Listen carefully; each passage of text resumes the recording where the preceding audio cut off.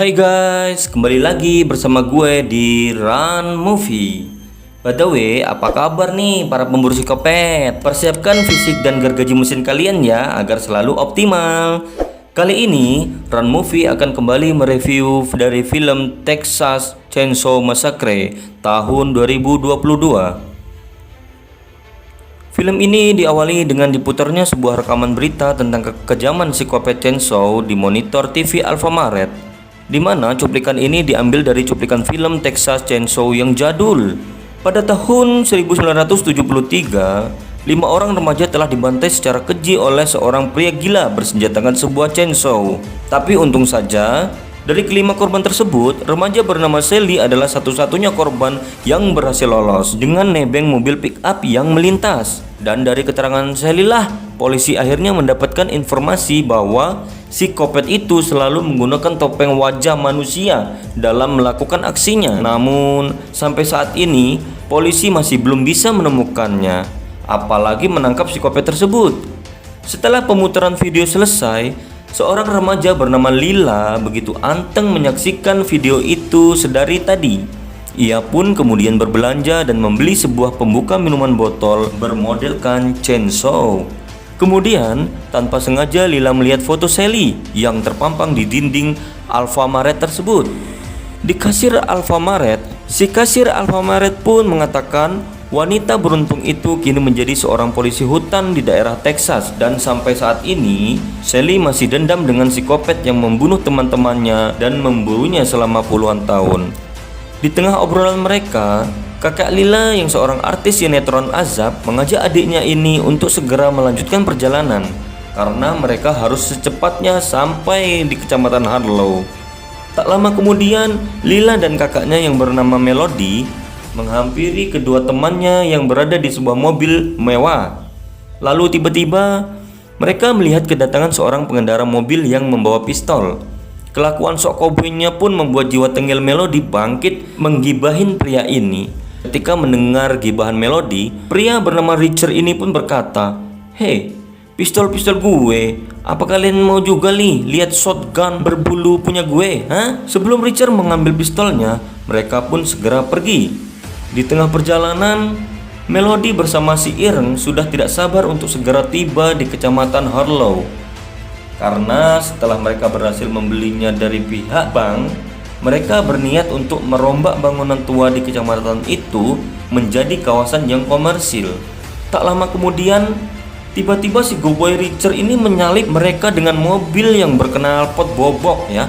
Asapnya kemana-mana. Melihat asap yang mengepul di depannya, mereka pun kesal.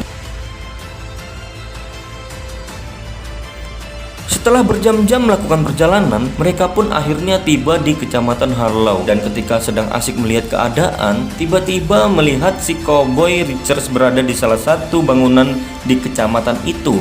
Dan setelah dilihat-lihat, ternyata Richard adalah seorang kontraktor yang sebelumnya sudah dihubungi oleh si Ireng. Lalu si Mas Ireng langsung menyuruh warga lokal ini untuk secepatnya membenahi kecamatan ini, karena sebentar lagi akan banyak investor yang akan mensurvei tempat ini. Tak lama kemudian, Lila merasa heran dengan keberadaan bendera perang sipil usang yang masih terpajang di salah satu bangunan. Dirasa akan merusak pemandangan, si Ireng dan Melody berniat untuk mencopotnya. Lalu mereka pun masuk ke bangunan bekas panti asuhan itu. Karena terasa sulit, si Ireng berniat untuk menunggu Richard saja.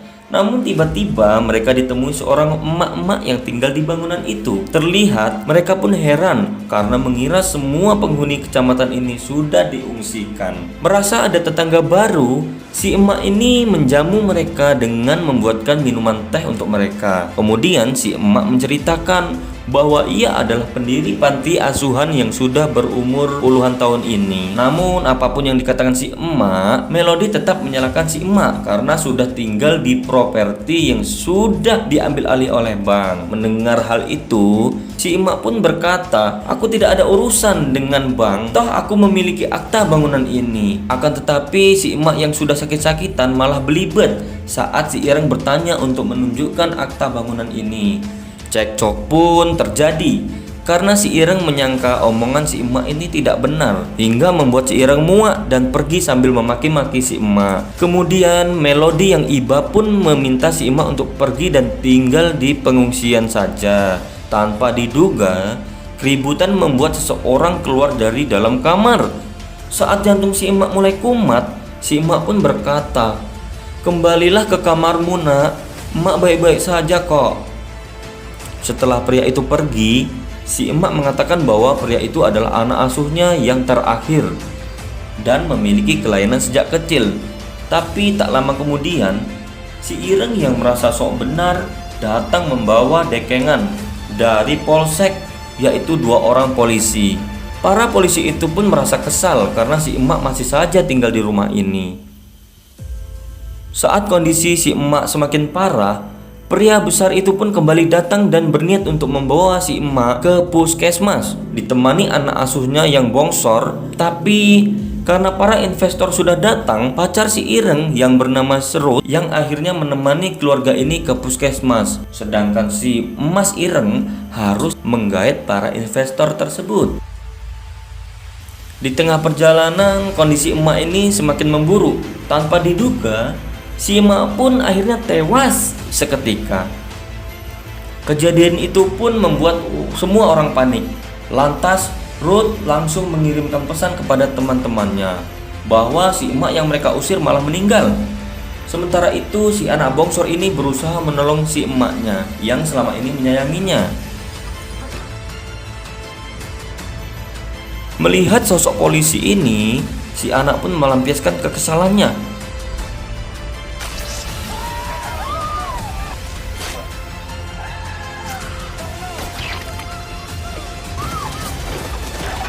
Kebrutalan si anak pun membuat mobil polisi nyungsep ke kebun, hingga Ruth pun pingsan. Balik ke Melody, melihat pesan dari Ruth, sontak dia pun kaget melihat nasib si emak. Ia pun merasa bersalah telah mengusir dan membuat penyakit si emak kambuh. Kemudian Melody menceritakan hal mencengangkan itu kepada si Ireng. Lalu karena Melody merasa bersalah, ia pun memutuskan untuk segera pergi dari tempat ini. Meskipun terjadi perdebatan dengan si Ireng, Melody bergegas menemui adiknya yang sedang bersama si Cowboy Richard. Saat mereka bertemu, Melody menceritakan apa yang sebenarnya terjadi. Di tengah kepanikan keduanya, mereka pun sepakat untuk pergi saja. Sementara itu, Richard yang mendengar pembicaraan mereka terlihat kesal karena tetangganya itu kini sudah tewas. Dalam keadaan yang masih lemah, Ruth melihat si pria bongsor sedang melakukan sesuatu terhadap jasad ibunya. Di tengah keadaan yang mencekam, Ruth berusaha meminta bantuan lewat radio polisi.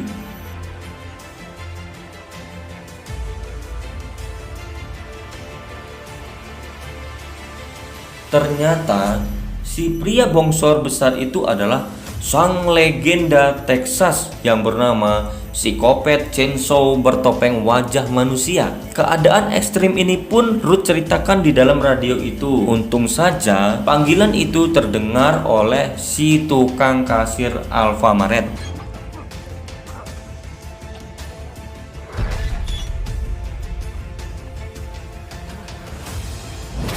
Untung saja Ruth yang pura-pura mati berhasil mengelabui psikopat. Setelah psikopat pergi, Ruth seolah mendapatkan kesempatan untuk kabur. Akan tetapi, perjuangan Ruth terhenti di saat psikopat menusuk perut Ruth menggunakan pecahan kaca. Setelah membunuh Ruth, psikopat itu pun kembali ke panti asuhan. Kembali ke Kecamatan Harlow, saat Melody dan yang lainnya akan pergi, tiba-tiba Richard mengambil kunci mobil dan kunci bus para investor. Richard pun terlihat kesal karena si Ireng dan yang lain seperti ingin lepas tanggung jawab. Dirasa ada keanehan, Richard pun meminta si Ireng untuk menunjukkan akta panti asuhan jika memang benar mereka mempunyai hak atas rumah si emak. Setelah Richard pergi, Melody memaksa si Ireng untuk menunjukkan akta rumah itu. Setelah dicari, akta rumah itu pun tidak ditemukan. Karena akta itu tidak ditemukan, mereka pun mulai resah. Takutnya si emak memang pemilik sah bangunan itu. Lalu mereka berinisiatif untuk mencarinya di dalam rumah si emak. Di sisi lain, setelah mendengar panggilan darurat tadi, si tukang kasir langsung menghubungi Sally tentang seseorang yang memiliki ciri-ciri psikopat chainsaw. Mendengar kabar tersebut, Sally yang mempunyai dendam kesumat langsung bersiap untuk menuntut balas atas kematian teman-temannya.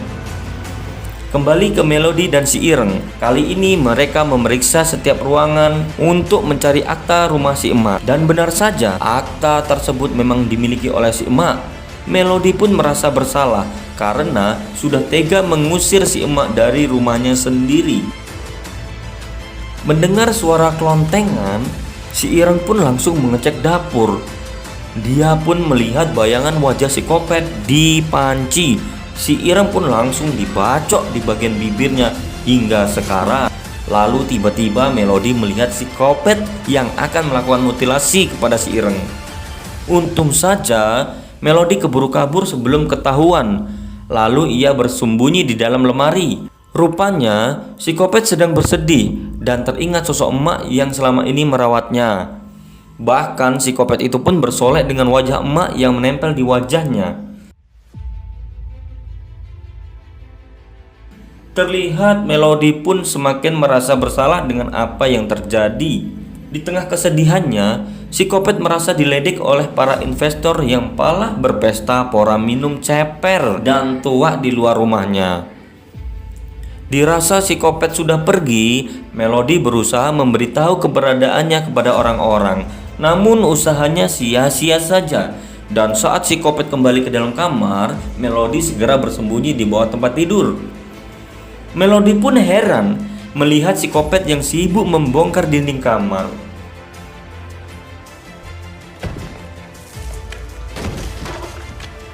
Di sisi lain, ternyata si Ireng masih hidup dan berusaha keluar rumah. Melihat keadaan si Ireng yang sudah sekarat luka bacokan, membuat Richard pun kaget dan merasa ada yang tidak beres. Ia pun menyuruh teman si Ireng untuk segera masuk ke dalam bus. Kemudian Richard mengecek panti asuhan dengan membawa pistol miliknya. Di saat itu pula psikopat mengambil senjata andalannya yang selama ini ia sembunyikan di dalam dinding kamar. Mendengar kedatangan seseorang, psikopat pun bersembunyi di balik pintu. Akhirnya psikopat pun berkelahi dengan Richard. Dan Richard pun terkapar ketika psikopat berhasil mematahkan kakinya dan menusukkan pecahan kaca di dadanya. Di saat sekarat, Richard berusaha memberikan kunci mobil kepada Melody untuk kabur. Akan tetapi, secara tiba-tiba kepala Richard pun dihantam dengan palu godam oleh psikopat hingga moncrot. Di sisi lain, Lila yang merasa khawatir kepada kakaknya lantas pergi ke panti asuhan untuk mencarinya. Kembali ke Melody, saat ada kesempatan ia mengambil kedua kunci mobil itu dan segera pergi. Namun, psikopat pun tahu dia menghantam Melody dengan palu godam. Setelah dihantam palu, Melody pun mental sampai nyungsep di bawah kolong rumah itu. Sementara itu, Melody yang berada di kolong bawah rumah berusaha mencari jalan keluar. Di tengah kebrutalan psikopat, Melody mendengar suara adiknya, tapi tiba-tiba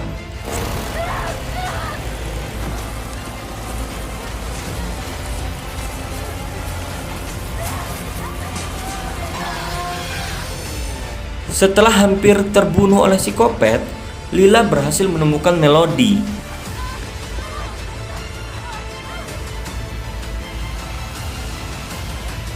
Akhirnya mereka pun berhasil kabur masuk ke dalam bus yang masih menggelar pesta maksiat.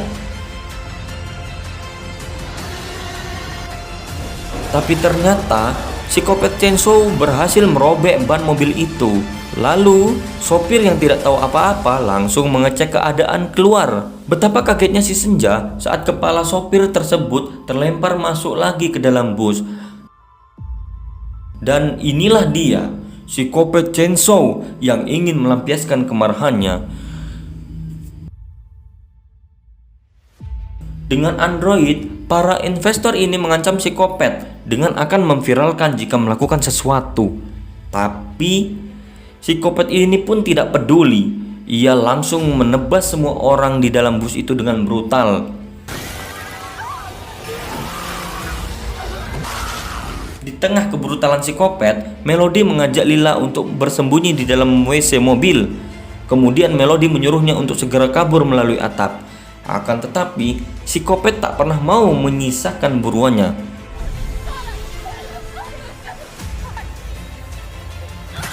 Untung saja, pembuka botol milik Lila bermanfaat. Saat semua orang sudah tewas, mereka pun berhasil kabur. Di tengah pelarian mereka, Sally sang pemburu psikopat pun datang. Dengan gagahnya, Sally menyuruh mereka untuk bersembunyi di dalam mobil, sementara ia akan melakukan pembalasan apa yang dilakukan psikopat 50 tahun lalu. Dengan membawa senapan, Sally pun langsung menuju bangunan panti. Saat bertemu dengan psikopat, bukannya menembak, Sally malah memaksanya untuk mengingat apa yang pernah ia lakukan pada dirinya dan teman-temannya 50 tahun lalu. Akan tetapi psikopat malah cuek saja dan tidak menghiraukan Sally. Psikopat pun langsung mengambil senjatanya untuk kembali memburu dua gadis tadi. Di sisi lain, Lila dan Melody bingung dengan apa yang harus mereka lakukan. Lalu tiba-tiba psikopat pun datang merusak kaca mobil milik Sally. Betapa girangnya Sally saat ia berhasil menembak psikopat. Akan tetapi, tembakan tersebut bagaikan suntikan vaksin buat psikopat ini. Akhirnya, dendam Sally pun hanya menjadi di angan-angan saja. Saat terlihat gergaji mesin merobek-robek isi perutnya, Sally pun langsung diangkat dan dibanting dilempar di tumpukan sampah. Lalu tiba-tiba, tapi sialnya usaha menabraknya malah membuat Melody dan Lila masuk ke garasi Richard. Dan karena tabrakan ini, kaki Melody tertusuk besi. Saat psikopat kembali memburunya, Melody memaksa adiknya untuk segera kabur. Dengan berat hati, akhirnya Lila pergi ke tempat Richard. Tak lama kemudian, melihat psikopat di depannya, Melody pun meminta maaf atas kematian emak psikopat. Ia pun pasrah jika nantinya akan dibinasakan menggunakan chainsaw berkarat itu. Dan tiba-tiba Lila pun menodongkan senjata kepada psikopat. Oh tidak, Lila pun gagal menembak psikopat karena ternyata senjatanya tidak ada pelurunya. Tepat pada waktunya, Sally yang masih hidup berhasil menembak psikopat hingga membuatnya kabur. Sementara itu, Sally yang sudah sekarat memberikan senjatanya kepada Lila. Dan tak lama kemudian, Sally pun tewas.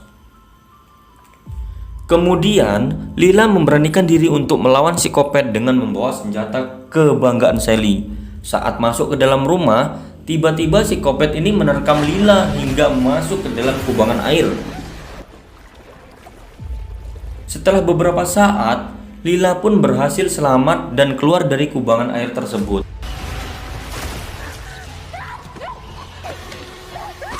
Tapi sialnya, dengan kehebatan psikopat membuat Lila tidak berdaya setelah dilempar chainsaw. Kemudian psikopat ini pun bersiap-siap untuk membunuh Lila.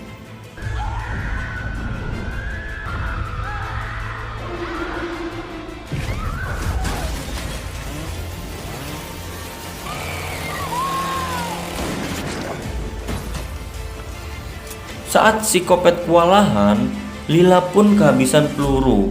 Tapi ternyata Melody menghantam psikopat dengan chainsaw-nya sendiri hingga psikopat itu pun jatuh ke dalam kubangan air.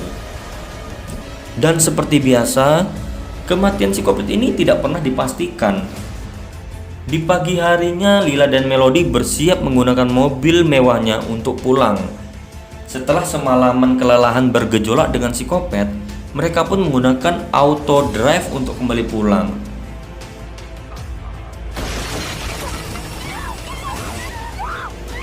Betapa syoknya Lila saat melihat kakaknya tewas seketika setelah digorok lehernya menggunakan chainsaw psikopat. Film berakhir ketika psikopat kembali pulang kampung ke rumahnya yang dulu, dan film pun tamat.